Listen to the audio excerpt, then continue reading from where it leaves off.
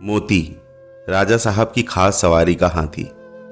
यूं तो वह बहुत सीधा और समझदार था, पर कभी कभी उसका मिजाज गर्म हो जाता था और वह आपे में ना रहता था।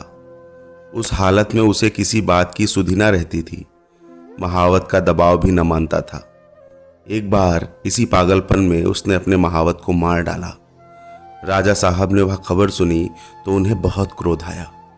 मोती की पदवी छीनी गई, राजा साहब की सवारी से निकाल दिया गया। कुलियों की तरह उसे लकड़ियां ढोनी पड़ती, पत्थर लादने पड़ते और शाम को वह पीपल के नीचे मोटी जंजीरों से बांध दिया जाता। राती बंद हो गया। उसके सामने सूखी टहनियां डाल दी जाती थी और उन्हीं को चबाकर वह भूख की आग बुझाता। जब वह अपनी इस दशा को अपनी पहली दशा से मिलाता तो वह बहुत चंचल हो जाता। वह सोचता, कहाँ मैं राजा का सबसे प्यारा हाथी था और कहाँ आज मामूली मजदूर हूँ। यह सोच सोच कर और चिघाड़ता और उछलता। आखिर एक दिन उसे इतना जोश आया कि उसने लोहे की जंजीरें भी तोड़ डाली और जंगल की तरफ भागा। थोड़ी ही दूर पर एक नदी थी। मोती पहले उस नदी में जाकर खूब नहाया, तब वहां से जंगल की ओर चला। इधर राजा साहब के आदमी उसे पकड़ने के लिए दौड़े, मगर मारे डर के कोई उसके पास ना जा सका। जंगल का जानवर जंगल में ही चला गया। जंगल में पहुंचकर अपने साथियों को ढूंढने लगा। वहां कुछ दूर और आगे बढ़ा तो हाथियों ने जब उसके गले में रस्सी और पांव में टूटी जंजीर देखी तो उससे मुंह फेर लिया। उसकी बात तक ना पूछी। उनका शायद मतलब था कि तुम गुलाम तो थे ही, अब नमक हराम गुलाम हो। तुम्हारी जगह इस जंगल में नहीं है। जब तक वे आंखों से ओझल ना हो गए, मोती वहीं खड़ा ताकता रहा। फिर ना जाने क्या सोचकर वहां से भागता हुआ महल की ओर चला। वह रास्ते में ही था कि उसने देखा राजा साहब शिकारियों के साथ घोड़े पर चले आ रहे हैं।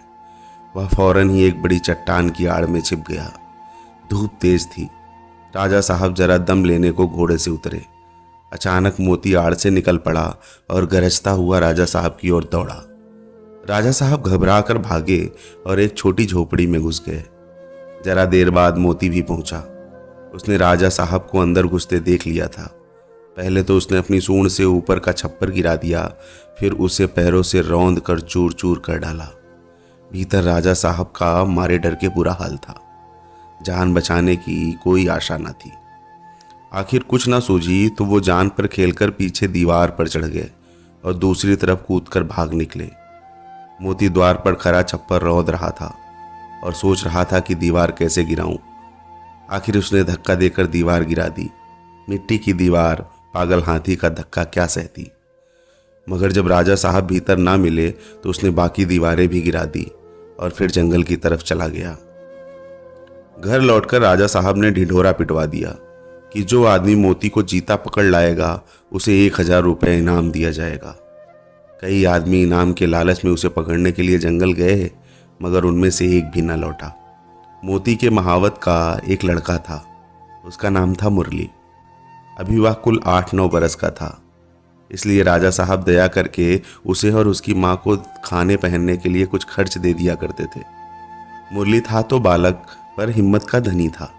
कमर बांधकर मोती को पकड़ लाने के लिए तैयार हो गया, मगर माँ ने बहुतेरा समझाया और लोगों ने भी मना किया, मगर उसने किसी की एक ना सुनी और जंगल की ओर चल दिया। जंगल में गौर से इधर उधर देखने लगा। आखिर उसने देखा कि मोती सिर झुकाए उसी पेड़ की ओर चला आ रहा है। उसकी चाल से ऐसा मालूम होता था कि उसका मिजाज ठंडा पड़ गया है। जो ही मोती उस पेड़ के नीचे आया, उसने पेड़ से ऊपर से पुचकारा, मोती। मोती इस आवाज को पहचानता था। वहीं रुक गया और सिर उठाकर ऊपर की ओर देखने लगा। मुरली को देखकर पहचान गया। यह वही मुरली था जिसे वह अपनी सूंड से उठाकर अपने मस्तक पर बिठा लेता था। मैंने ही इसके बाप को मार डाला है, यह सोचकर उसे बालक पर दया आई। खुश होकर सूंड हिलाने लगा। मुरली उसके मन के भाव को पहचान गया। वह पेड़ से नीचे उतरा और उसकी सूंड को थपकियां देने लगा। फिर उसे बैठने का इशारा किया। मोती बैठा नहीं। मुरली को अपनी सूंड से उठाकर पहले की ही तरह अपने मस्तक पर बिठा लिया और राजमहल की ओर चला। मुरली जब मोती को लिए उस राजमहल के द्वार पर पहुंचा तो सबने दांतों तले उंगलियां दबाई। फिर भी किसी की हिम्मत न होती कि मोती के पास जाए।